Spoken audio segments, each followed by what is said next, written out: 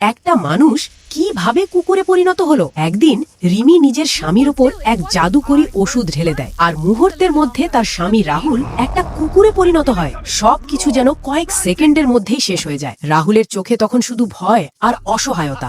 রাহুলকে কুকুরের রূপে দেখে রিমি আর তার প্রেমিক অয়ন হেসে গড়িয়ে পড়ে, যেন একজন মানুষ নয়, একটা খেলনা নিয়ে মজা করছে তারা। তারপর রিমি সেই কুকুরটাকে একটা বস্তায় ভরে নিয়ে গিয়ে গভীর খাদের মধ্যে ফেলে দেয়। ভেতরে রাহুল ছটপট করছিল, কিন্তু বাইরে কেউ সেই আর্তনাদ শুনল না, আর দুজন আবারও জোরে জোরে হাসতে থাকে। ডিমি কুকুরটা গিয়ে ধপ করে এক ভয়ঙ্কর জঙ্গলে পড়ে। চারপাশে অন্ধকার, নিস্তব্ধতা আর অজানা ভয় তাকে ঘিরে ধরে। এদিকে রিমি আর অয়ন হানিমুনে গিয়ে পার্টি করছে। তাদের জীবনে যেন কোনো অপরাধের ছাপই নেই। ঠিক তখনই আকাশ ফাটিয়ে নেমে আসে এক ভয়ঙ্কর ড্রাগন।